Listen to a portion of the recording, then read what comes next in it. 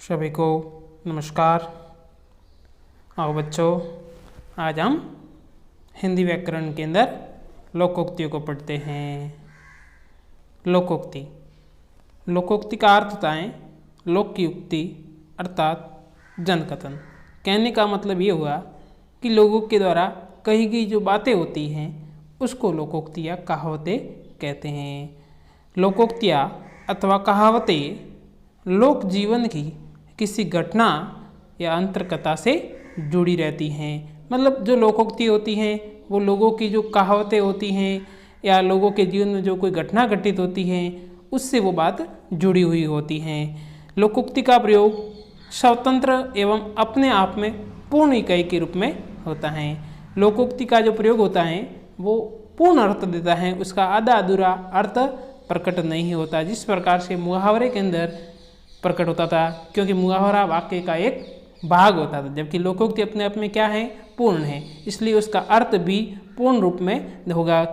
आपको ध्यान रखना है कि लोकोक्ति के अंदर जो क्रिया होती है वो लिंग वचन कारक के अनुसार नहीं बदलती हैं, जिस प्रकार से मुहावरे के अंदर लिंग वचन का प्रभाव पड़ता था, लेकिन लोकोक्ति के अंदर प्रभाव नहीं पड़ता है, क्योंकि लोगों के द्वारा जो कहावतें होती है वो अपने आप में पूर्ण होती हैं। तो आइए पढ़ते हैं प्रमुख लोकोक्तियाँ।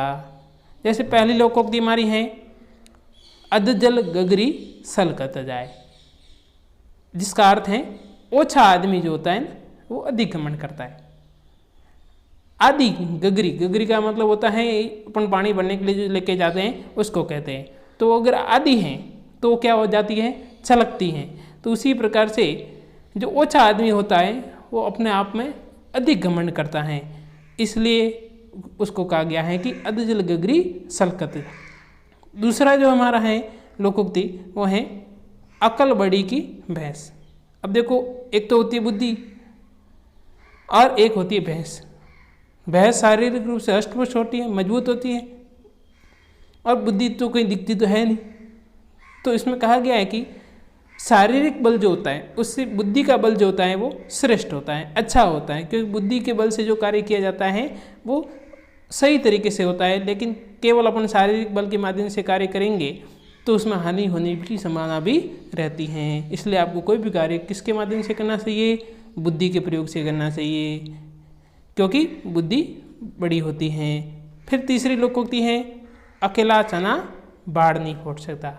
अब अकेला चना बाढ़ नहीं फोड़ सकता, तो कहने का मतलब होता है कोई भी व्यक्ति अकेला होगा तो वो शक्तिहीन होता है, उसके अंदर शक्ति इतनी नहीं होती, और अगर 4-5 जने मिल के रहेंगे तो वो शक्ति युक्त होगा।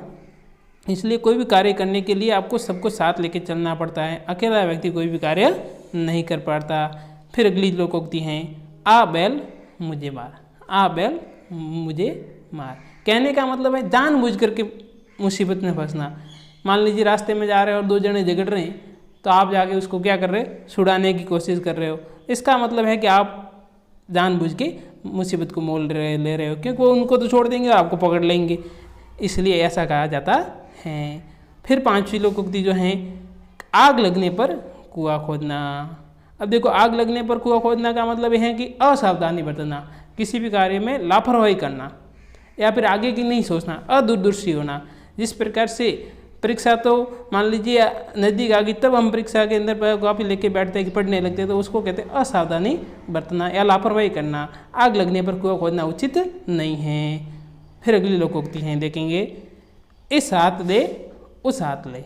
मतलब कहने का मतलब इस हाथ में दो और इस हाथ में ले लो तो तुरंत परिणाम, परीक्षा दी और उसका परिणाम तुरंत आना, उसको कहते हैं। जैसे आजकल देखा होगा आपने, कंप्यूटर के अंदर एक बटन दबाते ही सारा का सारा विवरण सामने हो जाता है, तो उसको कहते हैं कि कंप्यूटर के अंदर जैसे ही बटन दबाया मतलब हमने हाथ से दिया तो वो सीधा ही दूसरे हाथ से अपने को रिजल्ट दे रहा है, उसको कहते हैं तुरंत परिणाम प्राप्त होना, ज्ञात होना, उसको कहते हैं इस हाथ दे उस हाथ ले।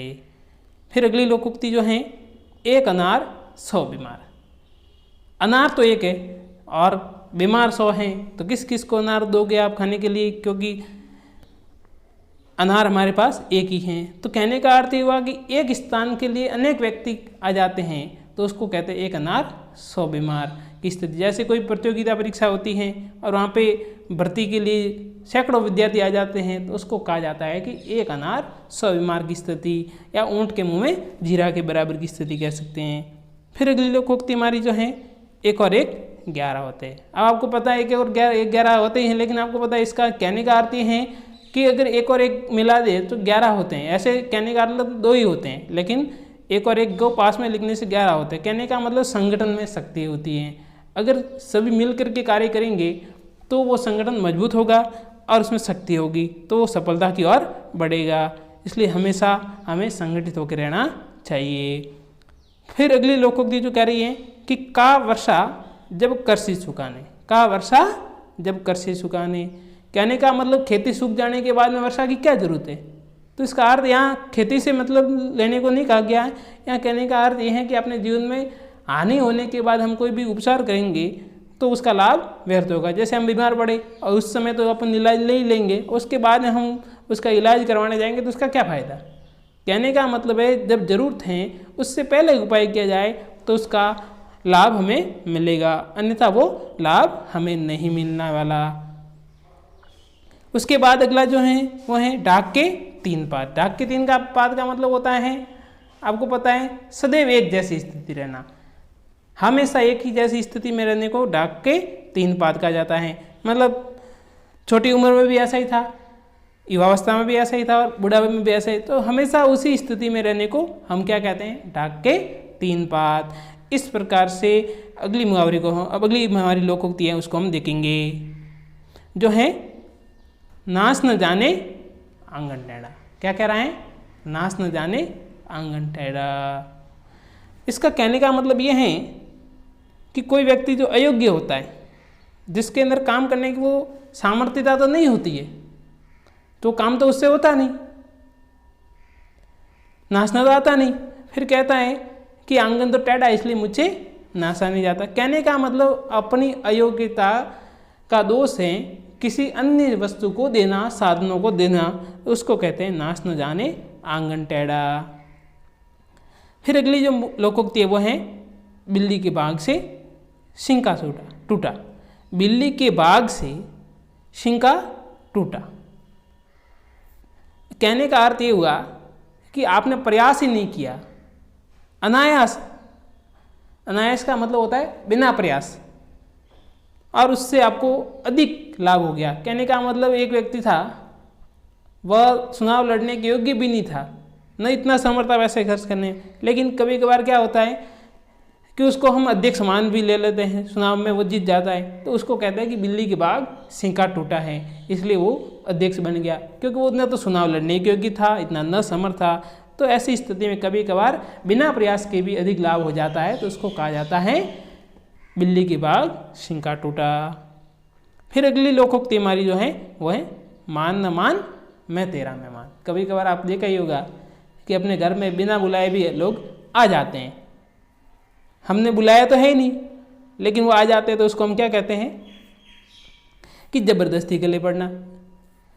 तो इसके लिए कहा गया है कि आपने उसको मान भी नहीं दिया, लेकिन वो फिर भी बिना मान के भी घर पे आ जाता है, मेहमान बन जाता है आपका, कि मैं तेरा दोस्त हूँ, मैं वो सब हूँ। तो ऐसी स्थिति में उसको कहते हैं जबरदस्ती गले पड़ना। फिर आता है हाथ कंगन को आरसी क्या। अब देखो अगली लोकोक्ति क्या कह रही है, हाथ कंगन को आरसी क्या।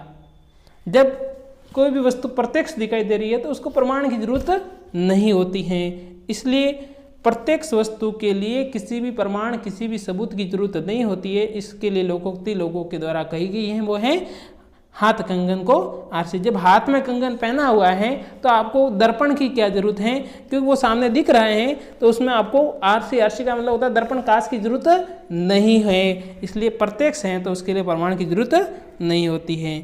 फिर अगली लोकोक्ति ये कह रही है कि सुपड़ी और दो। देखो एक तो सुपड़ी है, सुपड़ी हुई है, और एक के ऊपर एक और दे रहे हैं, 2 दे रहे हैं। इसका मतलब है लाभ पर ही लाभ मिलना, मतलब 1 लाभ तो पहले ही था, 1 लाभ और मिल रहा है, अनेक लाभ मिलना, उसको कहते हैं सुपड़ी और 2।